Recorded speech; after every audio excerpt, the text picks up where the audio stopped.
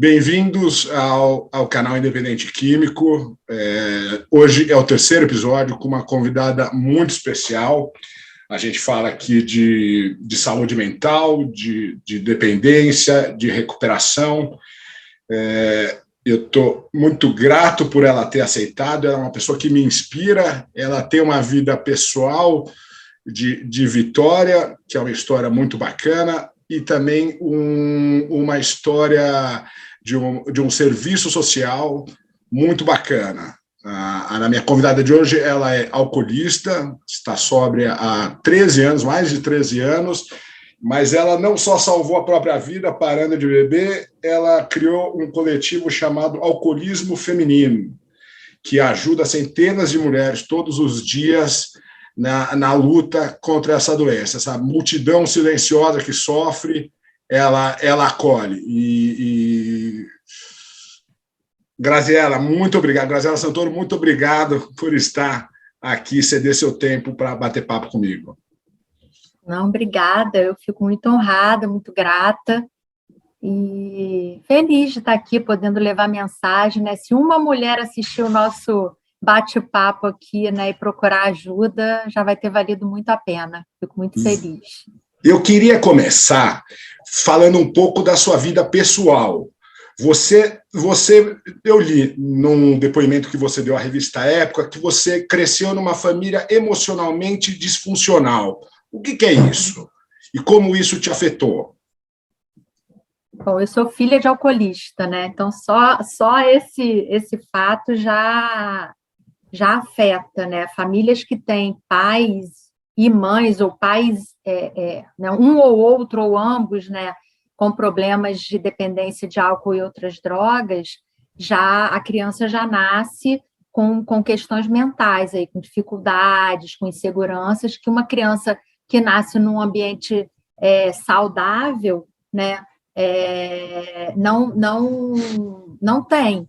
Né? Então, eu sou filha de uma mãe alcoolista, a minha família toda sempre bebeu muito. Eu tenho um primo que morreu, né, não aceitando a doença, ele bebia álcool, ele bebia perfume, ele chegou nesse estágio avançado, né, e a gente achava aquilo tudo muito normal, né, só quando chegou no estágio... Era tratado com normalidade, mas tinham a consciência que eram doentes ou não se falava nisso? Era um abuso? Quando ele chegou nesse nível, aí sim, a família já começou, mas até então não, porque o álcool era uma coisa muito normal. Toda a festa da família tinha muita bebida. Eu acho que isso é a grande maioria das famílias, né? Quando eu comecei a trabalhar com isso, comecei a falar, por que eu fundei a associação, que no início era um coletivo? Porque eu comecei a trabalhar com autoestima, com superação, né, com empreendedorismo feminino, e eu contava a minha história. Eu falava da minha história, né? Eu sou vítima de violência, eu sou uma sobrevivente, né? E aí eu contava a minha relação com o álcool. Eu falei, mesmo assim, eu sou uma publicitária, eu fui executiva em multinacional, porque as pessoas têm aquela visão de que alcoolista é quem está na rua bebendo cachaça, morando embaixo de marquise, né? E eu queria quebrar isso, eu queria falar que não, que toda a família ou tem alguém com problema com álcool ou conhece uma outra família que tem, assim. Né? É um absurdo isso. E me perdi aqui. A gente estava falando da sua família, você experimentou com 13 anos uma caipivódica feita pelo seu pai. Foi o seu primeiro contato pelo com meu álcool? Pai, obrigado pela minha mãe, né? Porque a minha mãe era alcoolista e ela falou, vai fazer uma para ela também, deixa a menina beber, ela tem que conhecer o que é o mundo. Eu me lembro dela falando, coitada. E eu feliz da vida, né? Porque a minha mãe era muito, muito livre, assim, muito liberal, e aquilo me assustava. Só que se ela fosse livre, mas fosse uma pessoa que não tivesse essa dependência, talvez eu entendesse melhor, né, as posições, as posturas, os posicionamentos dela. Mas não, eu via minha mãe chegando sempre muito bêbada, meu pai cuidando dela, né, que é uma coisa rara. Desde que idade? Essas suas memórias, você consegue dizer se essas memórias são antes dos 13 anos? Você menor que isso já percebia? Já, alguma coisa incomodava, mas a gente não. Eu só fui constatar isso muito tempo depois, quando eu me tornei alcoolista, na verdade. Quando eu me dei conta de que eu era alcoolista, aí eu comecei, né, na terapia, a olhar para trás, a avaliar esses momentos, e aí eu fui percebendo, né, que toda a dor que eu sentia, né, eu queria uma mãe que estivesse comigo estudando, eu queria uma mãe que estivesse comigo, uma mãe padrão, e a minha mãe não era assim, né? Ela era muito muito doida mesmo, assim, os pensamentos dela eram muito livres mesmo. Minhas amigas iam para casa, o que eu acho ótimo, o que eu acho ótimo. Minhas amigas iam para lá para casa para falar de sexualidade, isso em 1980 e pouco, quase ninguém falava com mãe, nem com tio, nem com ninguém, era um tabu também, né? E minha mãe falava, então, por um lado, eu admirava demais aquela mulher, mas, por outro lado, tinha essa questão daquela mãe que senta para fazer dever, mãe que toma café, almoça, leva na escola, não tinha muito isso, né? Ela queria viver muito a vida dela, né? Que tá tudo bem, só que o álcool, os momentos em que ela bebia eram momentos assim que eu acho que hoje pensando eram momentos assustadores, porque eu via cenas que realmente não me agradavam, assim, dela muito doida, dela gritando, dela dançando nos lugares, assim, e eu sentindo vergonha, sabe?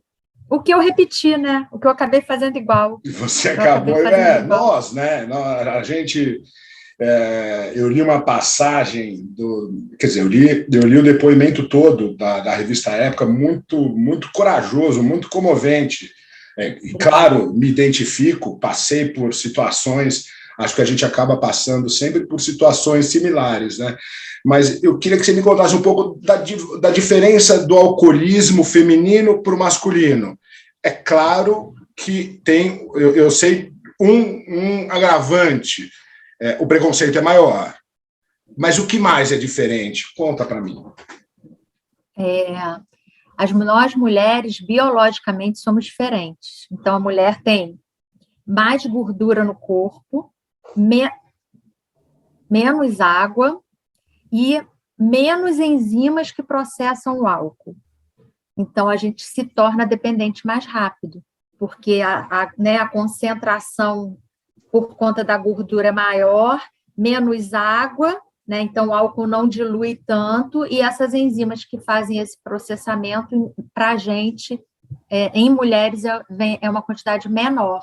Então, isso biologicamente é um fator, né, que nos torna dependentes mais rápido. A mulher, eu gosto de comparar assim, se um homem, por exemplo, você está dependente, a família está percebendo que tem algum problema, né, que está bebendo demais, a família se mobiliza, para tudo, a esposa para, a sua mãe para, a sua sogra para, toda a família para ajudar o homem que está com problema, assim, de forma geral, né? A mulher, e aí, assim, vamos internar o cara, vamos internar, porque precisa internar, ok, interna. A mulher não, a mulher é assim, a mulher está bebendo demais, mas você está sendo uma péssima mãe, você não vale nada, como é que você pode largar seu marido, deixar sua família? Então, assim, o peso, a cobrança é muito maior, ela mesma se cobra por não estar sendo uma boa mãe. Muitas famílias ainda não têm esse equilíbrio, né, no trabalho, na responsabilidade que o pai e a mãe têm com as crianças. Então, a responsabilidade da mulher com a educação dos filhos ainda é maior que a dos homens. E aí vem aquela coisa, né? Vai internar a mulher. Meu Deus, mas os filhos vão ficar com quem? Ué, com o pai, né? Ela não fez sozinha, né? Mas aí não, a mulher não pode deixar os filhos para ser internada. Então, essa carga é muito maior. E aí o que acontece? Ela demora muito mais a pedir ajuda. As pesquisas mostram que ela demora muito mais a pedir ajuda. E isso então, um setor que, isso é complementando, essa demora implica no resultado final. Quero dizer, quanto mais cedo se procura ajuda, maiores as chances da pessoa se recuperar. Isso vale para o homem e para a mulher. E aí você vê, a mulher ela fica dependente mais rápido, e ela demora mais a pedir ajuda. Então, quando ela pede ajuda, ela já está num estágio muito mais avançado. Fora as questões de violência, né? Porque o alcoolismo, o uso, não o alcoolismo, mas o consumo de álcool, ele está muito ligado às violências. Não que o abusador não seja um abusador, ele é, mas que o álcool potencializa as violências, ele potencializa. Então, isso já é provado também, né? Como também é provado que as mulheres, os homens e as mulheres acabam tendo relações sexuais sem preservativo, estando alcoolizados. Então, o álcool é uma porcaria, assim. É uma porcaria. É uma porcaria. Ele só faz mal, gente. Não tem nada de bom. A pessoa fala assim, mas relaxa. Não relaxa. O álcool deprime o sistema nervoso central, ele não te relaxa. Se você tem depressão, você vai ficar mais deprimido, sabe? Então, essa coisa da indústria, né, de bebidas alcoólicas, essa propaganda enganosa, né, é lamentável. Deixa eu só fazer Claro. Eu falo para caramba, deixa eu só fazer um negócio. Você perguntou das famílias disfuncionais, e eu não expliquei. A família disfuncional é quando os papéis se invertem. Então, a mãe acaba sendo filha, o filho vai para o papel de mãe e de pai, né? E normalmente isso acontece numa família que tem dependência química, porque os filhos passam a cuidar daquele pai ou daquela mãe, que não é o papel deles, né? Então, esses papéis se invertem. Em que momento da sua adolescência você se via cuidando da sua mãe ou do seu pai? Eu via o meu pai cuidando muito da minha mãe, e eu me lembro de eu querendo, a memória que eu maior assim é eu querendo ter aquela mãe que as minhas amigas tinham e que eu não tinha, né? Então, isso me fazia sofrer, né? Esse abandono, assim, essa coisa de não ter uma mãe. Já não tinha o pai, né? Porque pensando bem, mas naquela época eu achava que era papel da mãe, né? Que meu pai trabalhava, era empresário e tudo mais, então falava, não, meu pai está trabalhando, quem cuida de mim é minha mãe. Só que quem cuidava de mim eram as moças que trabalhavam lá em casa, porque ela estava preocupada com a vida dela, e tudo bem, acho que ela foi uma mulher muito oprimida durante a vida toda dela, e o casamento propiciou essa liberdade, mas o álcool prejudicava, porque era assim, eu lembro dos meus pais começando a sair a partir de quinta-feira, né? Então, e eu acho, Marcelo, que como a minha família, eu acho importante falar isso, né? A minha família, eu costumo dizer que a minha família financeiramente era muito rica. A gente tinha dinheiro. Eu venho de uma família que meu pai era dono de supermercado, então meu avô era construtor. Então, eu nasci numa família financeiramente rica, mas espiritualmente e emocionalmente muito doentes, muito fracas, muito adoecidas, né? E eu acho que o que me salvou durante muito tempo foi o dinheiro, né? Eu falo isso. Então, eu acho que na hora que meu pai faliu e que a gente ficou numa situação muito difícil, eu busquei o álcool porque já era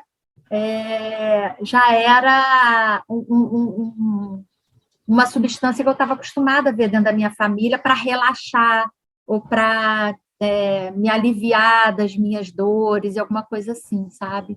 Você bebia mais do que tuas amigas ou na época era ainda não se destacava? Não, desculpa. Não, eu sempre bebi para caramba, assim. Sempre que quando eu comecei a beber, eu já bebia muito. Eu nunca bebi para, como dizem, né? Eu nunca bebi pelo sabor. Eu nunca bebi para experimentar tipos de bebidas não, eu bebia para ficar doidona. Eu também. Bebia para ficar doidona. Eu também. Eu tento lembrar e fico pensando, em algum momento da vida, eu acho que eu apreciei algumas vezes chopp. Mas um copo, 2, só que eu tomava 20. Então, eu não tenho.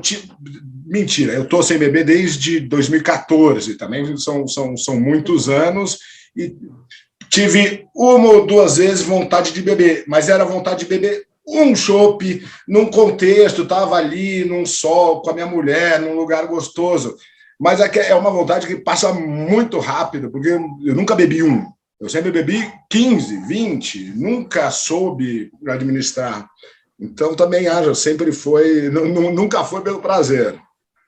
E eu não experimentei outras drogas, assim, experimentei maconha, nunca experimentei cocaína porque eu tinha medo, porque eu sempre fui muito compulsiva e eu sempre fui muito impulsiva, né? Então eu tinha medo de experimentar outras drogas e eu achava que o álcool, né, por ser uma Mas droga apareceu lícita, para você, porque é difícil você, alcoolizado, tomar boas decisões, né?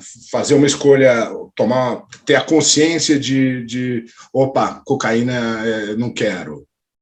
Então, então, eu acho que isso era muito forte dentro de mim, talvez porque na minha educação, né, era isso, assim, cocaína, essas drogas ilícitas, era tipo assim, não pode... Então, eu sempre tive muito medo. E eu acho que o grande perigo, né, para a sociedade, para as famílias, são as drogas lícitas. Quais são as duas drogas que mais matam no mundo? Álcool e cigarro. São as duas que mais matam. Né? O álcool mata uma pessoa a cada 10 segundos nas Américas. E isso nas Américas?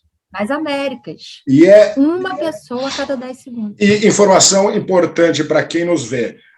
Essas mortes não são exclusivamente dependentes.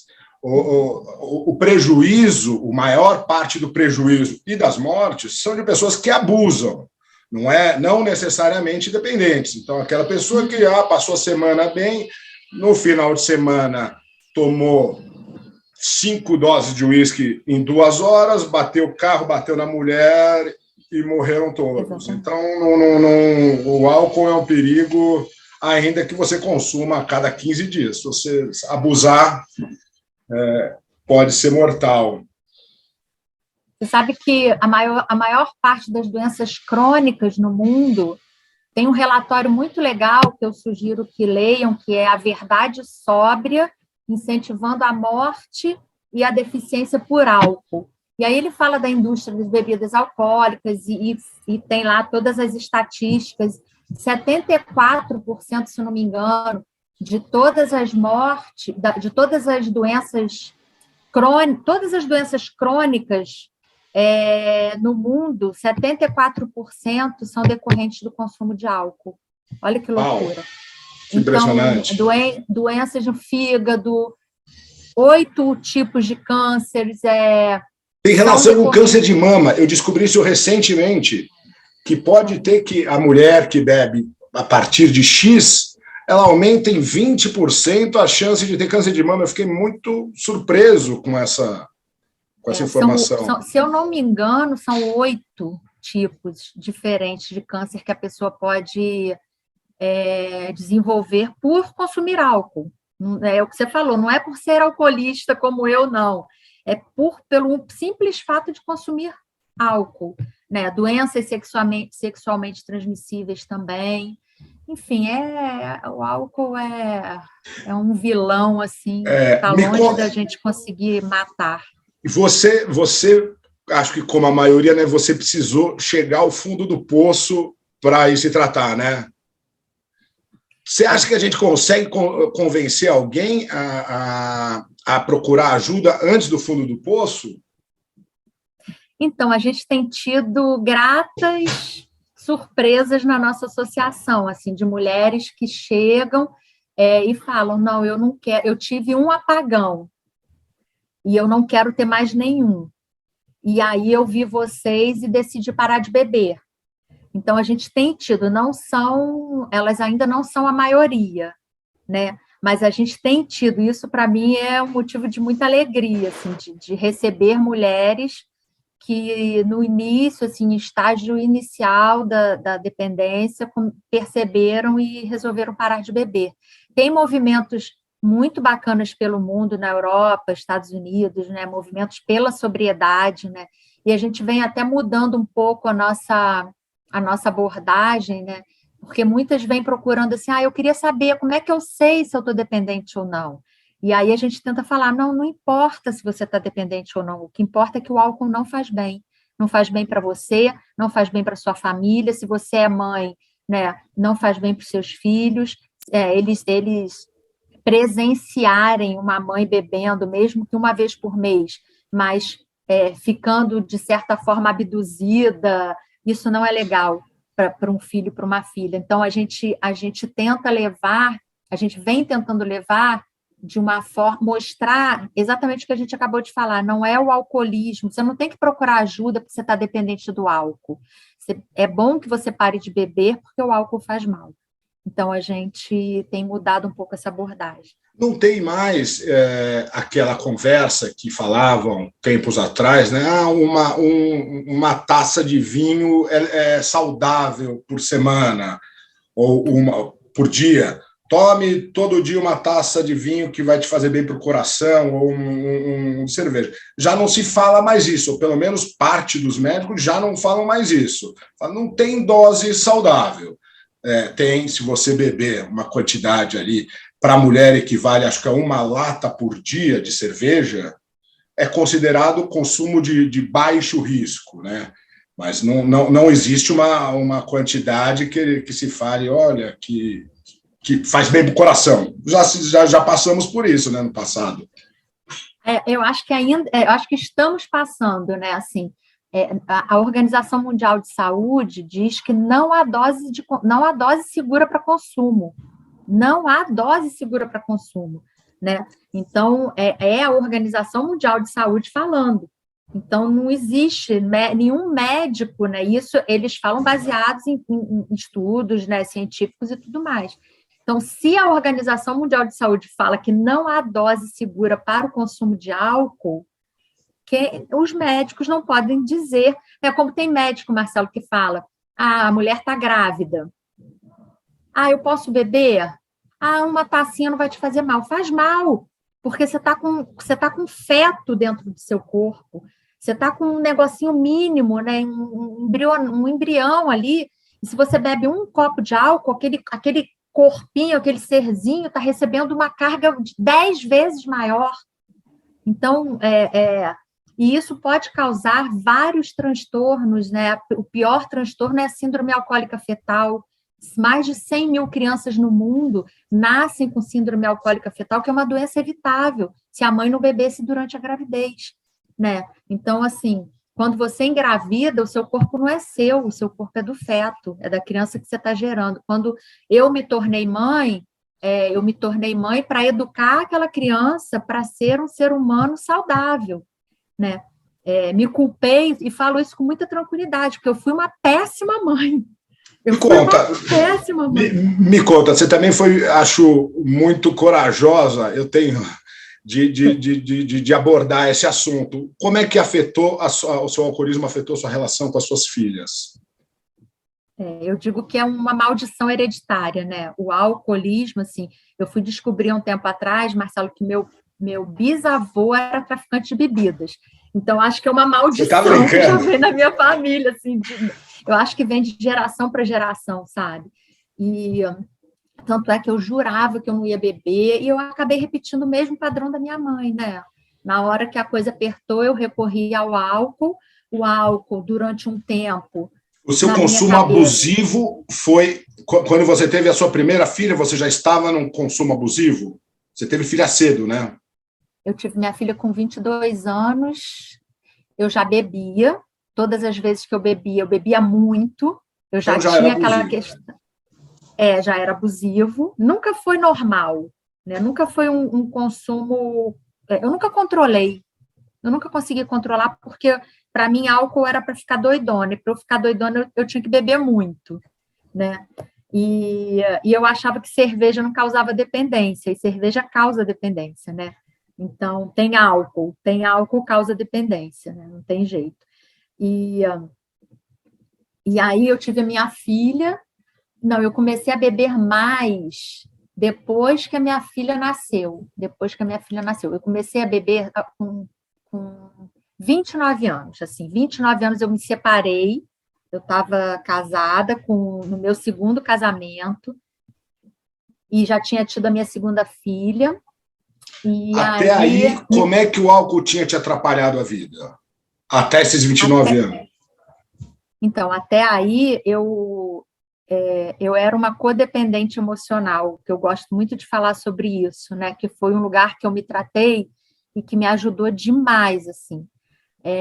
O meu tratamento eu fiz em vários lugares e a gente, até na associação, a gente preza isso, várias alças para que a mulher ou a pessoa possa se segurar como ajuda. Então, eu era uma codependente emocional, eu só me relacionava com homens que tivessem problema com drogas ou álcool, porque foi o padrão que eu vi na minha família. Na minha família, ou eram homens dependentes ou fazendo consumo abusivo, ou eram mulheres, também no mesmo, né, fazendo consumo abusivo, ou se relacionando com pessoas que faziam consumo abusivo, então, ou eram dependentes. Então, assim, eu só me relacionei com homens que tinham problema com álcool e outras drogas, né? E aí, isso, de uma certa forma, me aliviava, porque eu falava assim, cara, o cara tá cheirando cocaína, eu só bebo uma cervejinha de vez em quando, então quem tem problema é ele, eu não tenho. E isso era uma desculpa que eu dava, né? E aí eu ficava nesse carrossel, né? Eu parava de beber um tempo para ajudar o cara, né? E aí o relacionamento dava errado, óbvio que dava, porque duas pessoas extremamente emocionalmente doentes, os dois, né? E dava errado, não tinha como dar certo.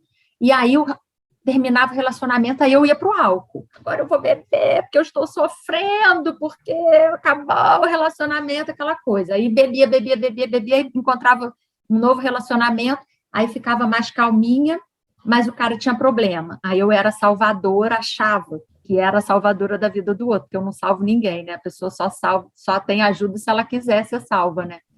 Então, eu vivi esse carrossel durante anos.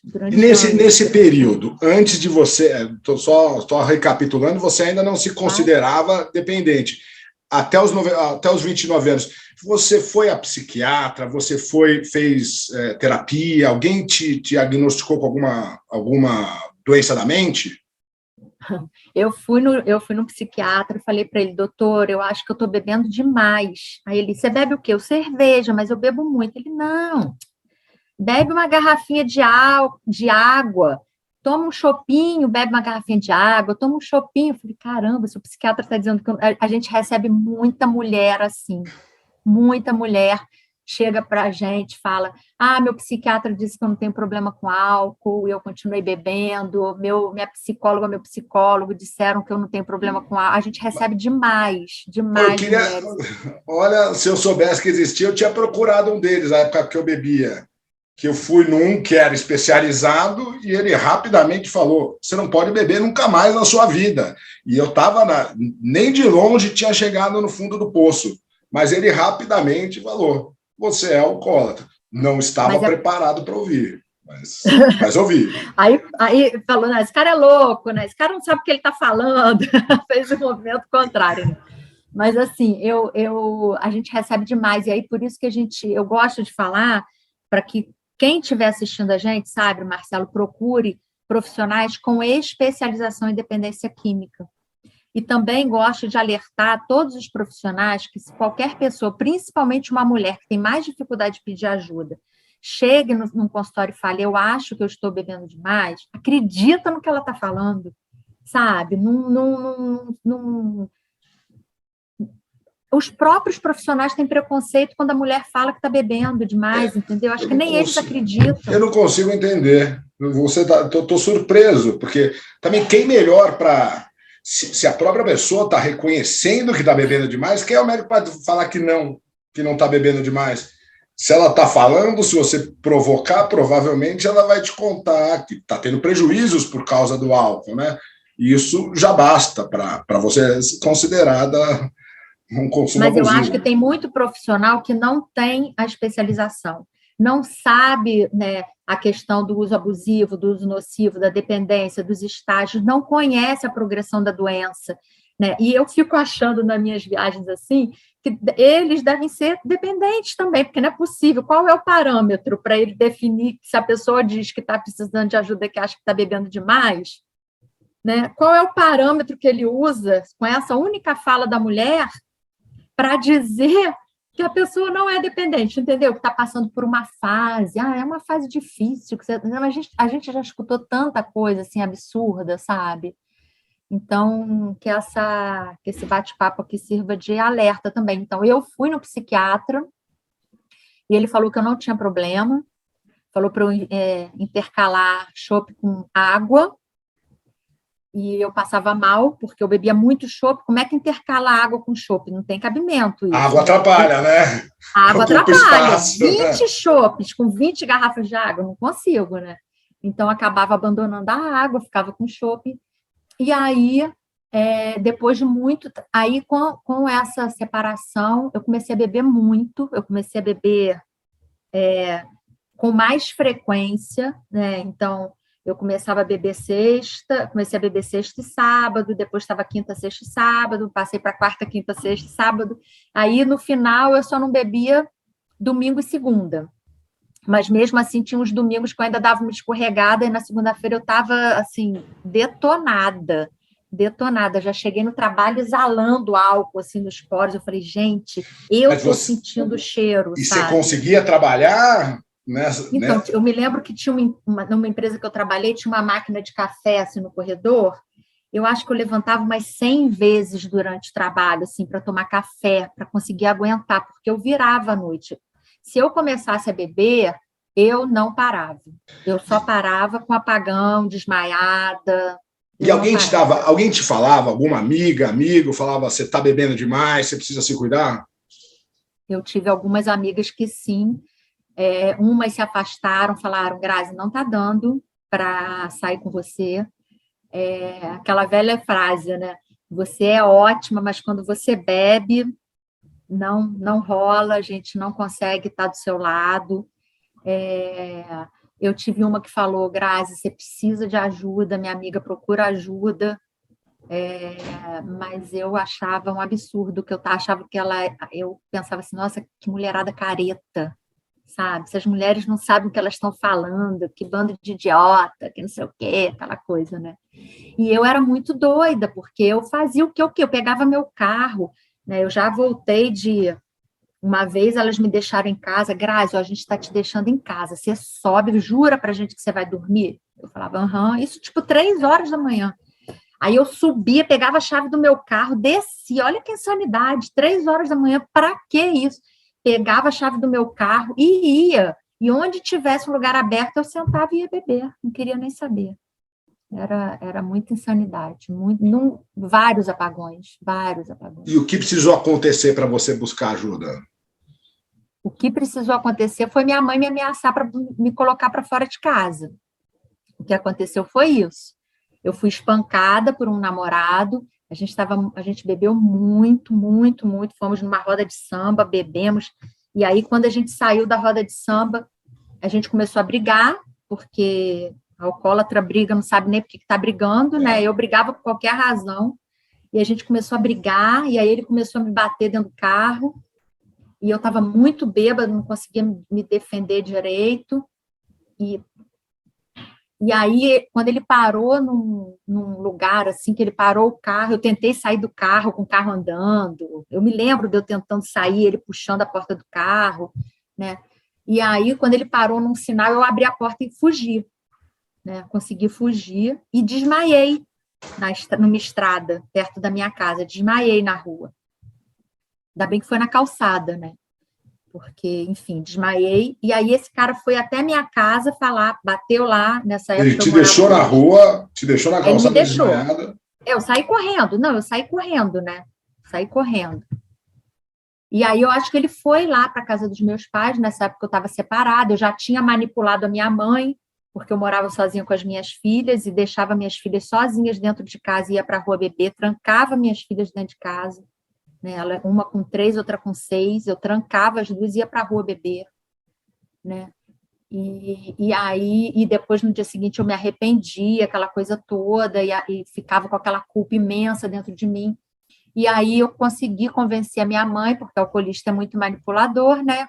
Consegui convencer a minha mãe de que eu tinha que morar com ela, porque eu estava sofrendo demais, que eu não conseguia dar conta da educação das minhas filhas. Mentira, né? A verdade é que eu queria que ela cuidasse das minhas filhas para eu continuar bebendo e levando a minha vida insana, né? E aí eu já estava morando com os meus pais, essa pessoa procurou meus pais, chamou e disse, ela me agrediu, e ela saiu do carro, ela está perdida em algum lugar e tal, não sei o quê, e meu irmão foi pela estrada e me achou. Eu me lembro dele, assim, ele me acordando, eu na calçada, ele me acordando e me botando no carro, e eu chorando, chorando muito, jurando que eu nunca mais ia beber, né? Quando eu cheguei em casa, minhas filhas, estava plateia, assim, estava meu pai, minha mãe, minhas duas filhas, eu com o rosto ensanguentado, porque eu fiquei muito machucada, né? E aí eu olhando assim para minhas filhas, eu jurei naquele dia, eu falei, eu nunca mais bebo na minha vida, cara. O que eu estou fazendo com a minha vida, né? E fui na delegacia, enfim. E aí minha mãe me chamou no dia seguinte. Aí cheguei em casa, me entupi de remédio, porque eu misturava bebida com remédio, né? Que aí o médico já tinha falado que eu não era alcoolista, mas que eu tinha depressão. E aí me deu remédio para depressão. E aí eu tomava antidepressivo, calmante, com bebida, com remédio para dor de cabeça, eu fazia aquele coquetel. Que é uma maravilha. E aí, no dia seguinte, minha mãe me chamou e falou, minha filha, senta aqui, olha, você vai procurar ajuda. Você vai procurar ajuda porque eu vou te botar para fora de casa. Eu falei, não, mãe, eu não vou beber nunca mais na minha vida. Aí ela falou, não, você vai procurar ajuda. Eu falei, ou eu vou te botar para fora de casa. Aí eu pensei assim, eu falei, ai, que bom que ela vai me botar para fora de casa. Vou arrumar um namorado, vou morar com ele e vou continuar levando a minha vida. Olha a minha insanidade, né? E ela falou assim, eu sei exatamente o que você está pensando. Você está pensando em morar sozinha, só que você vai embora daqui com as suas filhas. Eu vou te botar para fora com toda a dor no meu coração, mas eu vou te botar para fora de casa, você e suas filhas. Aí eu falei, nossa, agora eu vou ter que ir para procurar ajuda, né? Porque toda endividada, né? Sem dinheiro para nada, assim, meu salário todo gasto já, porque eu, né, também tinha compulsão por compras. Então, eu saía gastando dinheiro. Então, assim...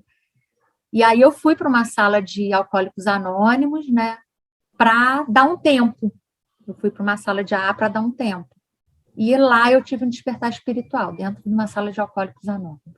Lá eu acordei para a vida. Eu saí desse meu mundinho insano aí. Puta, que vitória. Eu fui criado com 4 mulheres. Meus pais são separados, então minha mãe e 3 irmãs. Eu gosto de acreditar que eu tenho um lado feminino forte, ou que eu entendo mais as mulheres e sou mais solidário e não sou machista. Pelo menos eu gosto de acreditar nisso. E me comovo muito com mulheres maltratadas ou mulheres com condições piores do que homens. Me comove. Eu sei eu me interesso por conversar com as mulheres que eu cruzei na vida de dependente, tanto em grupos como na minha internação. Eu passei um mês internado, tinham pouquíssimas mulheres. Acho que a proporção era mais ou menos o que você fala, de mais ou menos 10 homens para cada mulher. E essa proporção não é porque 10 homens, 10 vezes, os homens bebem 10 vezes mais do que as mulheres. Não é verdade. Então, a sua história é muito inspiradora. Eu conheço hoje em dia ainda mulheres que sofrem da doença, que não procuraram ajuda e que às vezes passam dias trancadas no quarto bebendo. O que você diria para uma mulher dessa que ainda não procurou? O alcoolismo feminino acolhe todo mundo que quer parar de beber? Todas as mulheres, evidente. Todas. Qualquer mulher, de qualquer orientação sexual, de qualquer religião, ou né, sem religião, qualquer mulher que queira parar de beber, qualquer mulher. Mesmo aquelas que não querem ainda ou que estão em dúvidas, a gente acolhe. Me conta mais do o alcoolismo feminino surgiu não faz tanto tempo, né? Você já estava sóbria há muitos anos quando você criou. Me conta. Durante todo esse tempo que eu fiquei em recuperação, eu vi muitas mulheres, muito poucas mulheres chegando para buscar ajuda, pelo menos onde eu me tratava, e aquelas que chegavam, poucas ficavam, né? Eu mesma tive muita dificuldade de partilhar muitas coisas que hoje eu falo abertamente aqui, mas quando eu comecei, né, cheia de culpa, morrendo de vergonha, eu não gostava de ir na cabeceira de mesa falar, porque eu tinha vergonha e culpa, e eu tinha medo da crítica, né? Eu tinha medo de ser acusada, de ser, por exemplo, uma vagabunda, porque tem muita mulher que se sente assim, né? Acaba bebendo demais, acaba tendo relação sexual, não sabe nem com quem. Homem também faz, Claro, mas é que para mulher, homem também faz, claro, mas é que para claro. mulher, né, tem uma carga, um estigma, uma coisa de que o homem que transa com mulher, né, ainda tem isso, né? Ele é o tal, o garanhão, o pegador e tal. E a mulher que transa com um monte de homem é vagabunda, né? Eu, pelo menos na minha época, era assim que funcionava, né? E graças a Deus isso já está mudando. Mas isso me incomodava, né? E aí, quando eu parei de frequentar e me mudei para Belo Horizonte, eu comecei a ler sobre alcoolismo, estudar, e aí comecei a fazer palestras sobre superação, sobre empoderamento feminino, empreendedorismo. Eu li uma matéria da revista Veja que dizia que nos últimos 10 anos o alcoolismo em mulheres tinha aumentado em torno de 40%. E que nos homens tinha ficado estável, assim, não estava estável, né? Então, de 10 anos para cá, o percentual de homens dependentes ele se mantém estável e o de mulheres vem crescendo. E aquilo me deu um desespero, assim, eu falei, não, eu vou sair do anonimato, eu quero falar para essas mulheres, eu quero criar alguma coisa que seja uma ponte para que elas busquem recuperação, eu quero falar para elas que elas não são vagabundas, eu quero falar para elas que elas não são culpadas, eu quero falar para elas que elas estão doentes, que elas precisam de ajuda, que elas precisam de amor, que elas precisam de acolhimento, de respeito, né? E aí, logo depois, eu li uma matéria falando que em 2030 o número de homens dependentes e de mulheres vai se igualar. Então, eu tenho certeza que a gente vai superar, infelizmente, essa marca. Eu acho que em 2030 a gente vai ter no mundo mais mulheres dependentes do que homens, né, por conta de tudo isso que a gente já conversou. E aí eu procurei a minha psicóloga, que é uma pessoa que, né, quando eu comecei o meu tratamento, Marcelo, eu fui para uma sala de 12 passos, mas aí eu fui para psicóloga, aí eu fui para um psiquiatra que entendeu e que era especializado em dependência química, eu fui para um grupo de 12 passos de codependentes emocionais, que foi maravilhoso para mim. Eu voltei a fazer atividade física, né, que eu nunca tinha... durante esse período, né, eu tinha parado, então eu voltei a fazer atividade física, e aí eu procurei essa minha psicóloga, falei, olha, eu estou com vontade de ir para as redes sociais, falar de alcoolismo feminino, fazer uma ponte para que essas mulheres tirem as dúvidas, para que elas se sintam seguras, conversando com alguém igual a elas e tal. O que você acha? Você acha que eu estou doida? Aí minha psicóloga, não, eu acho super legal. Aí eu falei... Doida você estava quando... antigamente. Doida eu estava quando eu bebi. Daí ela falou, não, eu acho super legal. Eu falei, sério? Então tá bom. Fui para a internet, eu me lembro que era 20 de fevereiro de 2020. 20 de fevereiro de 2020. Um mês antes do isolamento aqui no Brasil. Um mês antes, um pouquinho antes. Mas não tinha nada a ver com pandemia, assim, sabe?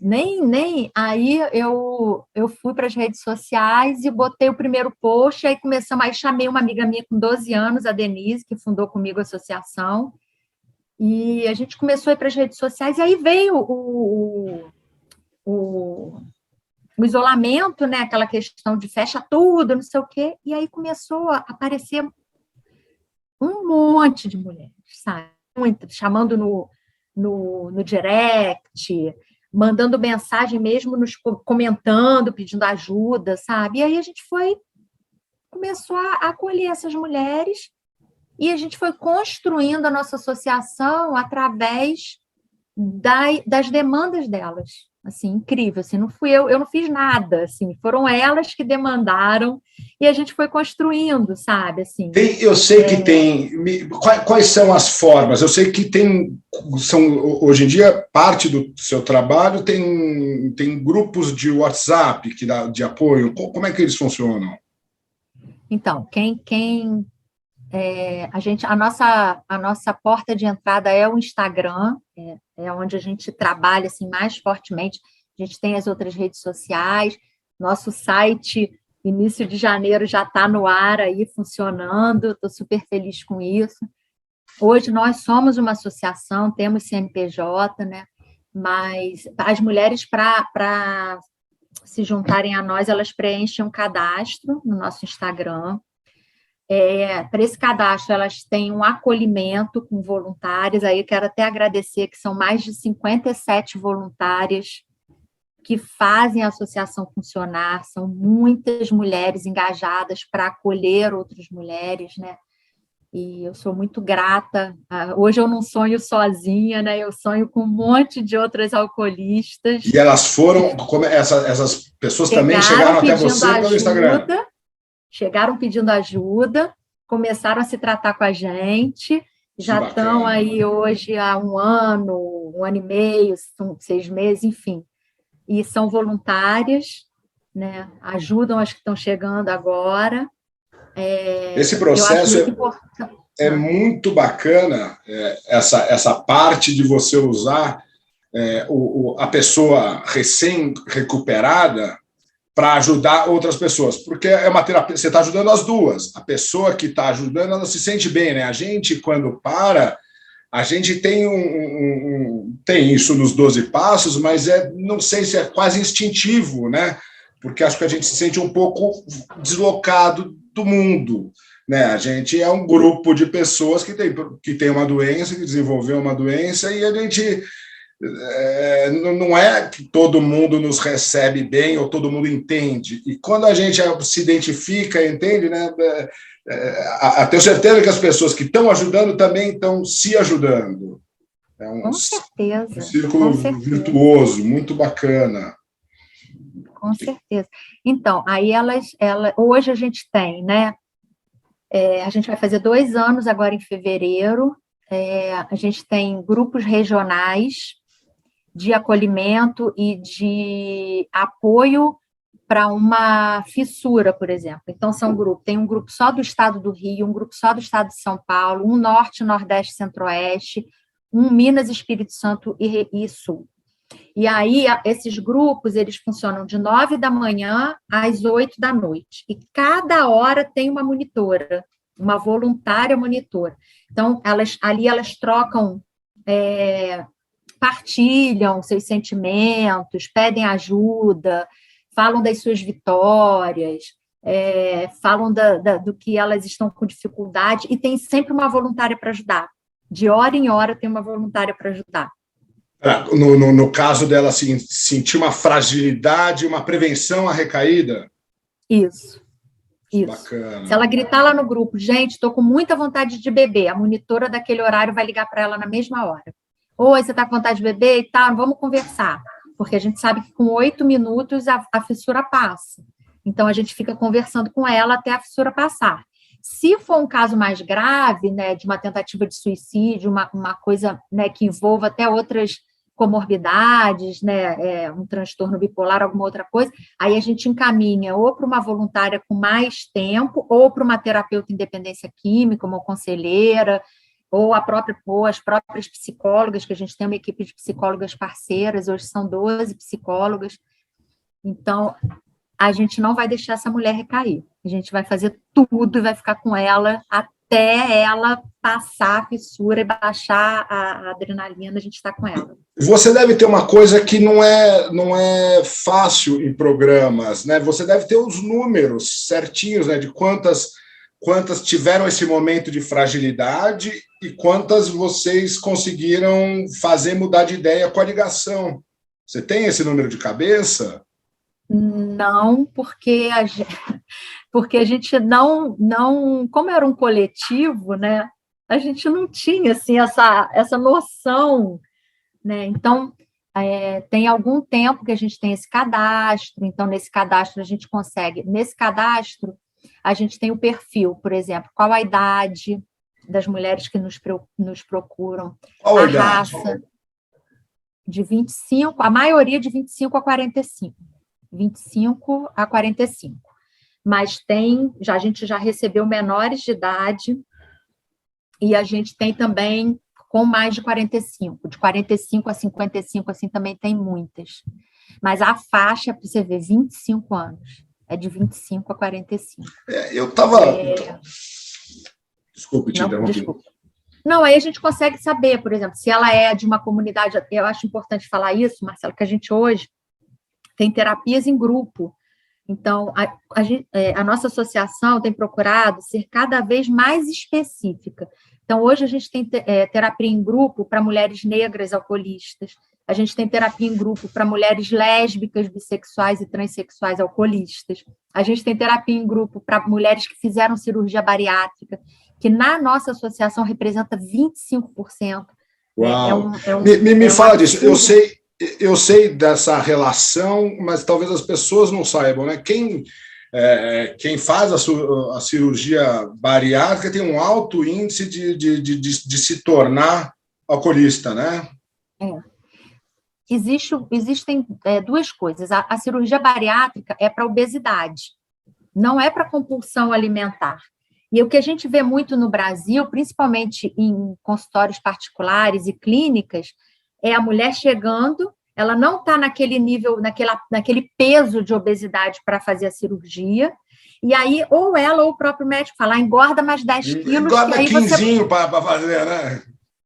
Entendeu? E aí, isso é um absurdo, porque ela precisa de um tratamento psicológico, ela precisa... Às vezes, a saúde dela, né, os exames estão perfeitos, ela não precisa fazer uma cirurgia, porque ela não tem risco de morte, entendeu? Ela pode fazer um exercício físico, ela pode ressignificar a vida, fazer uma atividade, procurar psicólogo, tratar a questão da mente, e não necessariamente uma cirurgia, né? Só que os caras estão metendo a faca e estão ganhando dinheiro, desculpa, mas é isso que está acontecendo, porque eu estou vendo as mulheres chegando para mim, né?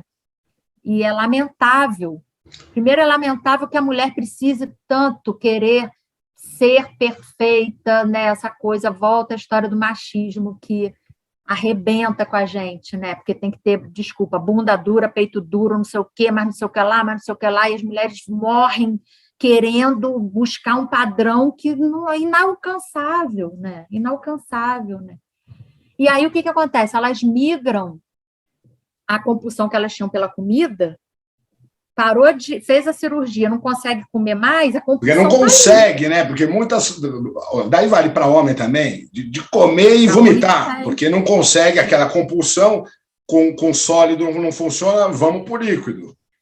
Tem gente que vai para leite condensado, tem mulher que fica na compulsão e bebe leite condensado. A grande maioria vai para álcool, cara. Vai para álcool. E aí, o que acontece? 20% das suas... 25%. 25% das mulheres que vocês atendem fizeram cirurgia bariátrica. Que dado impressionante. A gente está, inclusive, com uma parceria com a UFMG para fazer um estudo sobre isso. E para apresentar um pós-doutorado de uma aluna da professora Ana Brunialt, para falar exatamente sobre isso. Porque a literatura científica fala em 5%. E a gente tem comprovado na nossa associação em torno de 25% das nossas alcoolistas. Que coisa impressionante. Falta muita informação nessa área, né? Eu tenho estudado bastante, estou fazendo meu segundo curso de acompanhamento terapêutico. Eu não vou exercer, mas em princípio não, mas me interessa. Eu quero ser algo parecido com vocês quando eu crescer. Eu quero que o Independente Químico dê algum tipo de acolhimento gratuito. Eu estou evoluindo, estou aprendendo com os mais experientes, os que começaram antes que eu, como você, mas eu quero chegar lá. E você tem sido uma fonte de inspiração. Mas eu constato, falta muita informação. As pessoas não sabem nada ou sabem muito pouco. Então, daí também parte é o preconceito, daí é a demora para buscar ajuda. O trabalho que você faz é incrível. Você, como é que você arrecada dinheiro? Você paga do seu bolso? Você não cobra de... As pessoas que vocês ajudam não são cobradas, né? A gente tem uma contribuição, a gente pede essa contribuição, não é obrigatória, mas a gente pede uma contribuição de R$ 20 por mês, tá? Não é uma contribuição obrigatória, a gente sugere, gente, quem puder contribuir com R$ 20 por mês, que dá menos de R$ 1 por dia, sim, né? E que provavelmente você bebia muito mais do que R$ 20 por mês, né? Então, a gente pede essa contribuição. Agora, quem pode contribuir R$ 5, contribui. Quem pode contribuir R$ 100, contribui. Quem não pode contribuir, não contribui. Está tudo bem. Mas você foi atrás... Mas a gente... Uma empresa, isso é uma causa tão bacana, com mulheres poderosas. Não tem uma marca, a Natura, a Avon, o Boticário, eles ainda não... Ai, meu Deus! Não, eles estão muito nessa coisa de violência.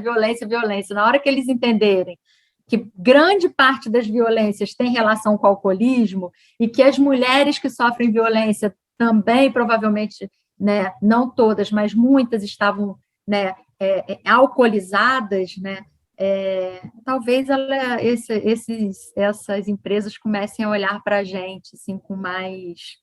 Mas eu não tenho, assim, eu sou muito grata, Marcelo, porque em quase 2 anos a gente acolheu, agora eu já posso falar, porque está contabilizado, mais de 1.000 mulheres. Segunda-feira, né, eu não sei se você chegou, não deve ter dado tempo ainda que a gente divulgou isso ontem. Segunda-feira eu vou falar num webinário na Organização Pan-Americana de Saúde. Eu vi. E eu espero que isso, né, Brasil tem isso, né? Você vai lá para fora para falar do seu trabalho e aí sim o Brasil começa a reconhecer o trabalho que você faz, né? Tem essas coisas, né? Mas assim, eu tenho tido muito apoio, né? Eu tenho apoio da Associação Brasileira de Estudos sobre Álcool e Outras Drogas, que é a ABAD. Eu tenho a nossa associação, não apoio financeiro, mas apoio de acreditar na gente, apoio de incentivar o nosso trabalho, de querer que a gente participe dos projetos, sabe? Então, agora tem a ACT Saúde, próprio AA é parceiro, a gente entrou em contato, pediu autorização para usar os 12 passos, a gente encaminha várias mulheres para as salas de AA, de propósito feminino, não as reuniões mistas, a gente encaminha para as reuniões de propósito feminino. A gente tem muito apoio, sabe? Assim, muita gente incentivando, como você, né, que está aí, chamou a gente para falar, para divulgar o nosso trabalho. O que você precisar, né, de ajuda para o seu projeto, pode contar. A nossa associação é uma associação que realmente acredita no ganha-ganha, sabe? Quanto mais empresas, quanto mais pessoas quiserem tratar de pessoas com dependência química, a gente vai apoiar, né? Eu espero que novas clínicas sejam abertas para mulheres alcoolistas, né?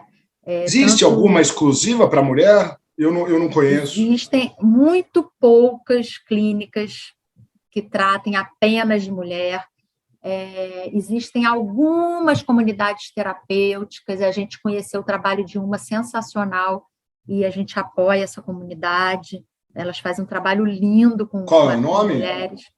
Comunidade Beija-Flor, em Oliveira, lá em Minas Gerais. Elas têm um trabalho lindo, eu fui lá, eu visitei, eu conheci, eu vi o trabalho, assim, a gente tem um projeto com elas de prevenção de recaída pós-internação. Então, as meninas são meninas de extrema vulnerabilidade social, algumas portadoras de HIV, que viviam na rua mesmo, e nós tínhamos esse desejo de acolher essas mulheres, porque pelo Instagram a gente não alcança essas mulheres, né? E fizemos essa parceria, estivemos lá, elas, quando saem da internação, vêm para a nossa associação, a gente acolhe essas mulheres, e é um projeto é um dos projetos que a gente tem aí. Mas para a pessoa que está nos assistindo, para a mulher, como é que ela chega até vocês? É pelo Instagram? É pelo Instagram. Ou pelo Facebook. No Facebook, ela vai ter o meu contato do meu telefone, vai mandar uma mensagem, vai falar direto comigo. E aí eu envio o cadastro. Pelo Instagram, o cadastro já está lá no link na bio, ela já se cadastra. Né? A gente tem YouTube, tem gente agora que está chegando pelo YouTube. Assim. Fala todos os endereços, então, para onde podem te achar. Olha, o principal é o Instagram. Associação Alcoolismo Feminino. É @alcoolismo_feminino. Eu espero que você continue ajudando, eu espero que uma marca corajosa bote muito dinheiro. Eu sei que o propósito não é o dinheiro, o dinheiro permite ajudar mais gente. Nós somos uma organização sem fins lucrativos, mas a gente hoje tem um CNPJ, a gente paga plataforma, Zoom para reuniões, a gente paga contadora, a gente paga agora uma consultora em terceiro setor, viu, Marcelo, que eu acho que isso é importante para você que está iniciando. A gente contratou uma consultora em terceiro setor que está assim, abrindo a nossa mente para esse trabalho.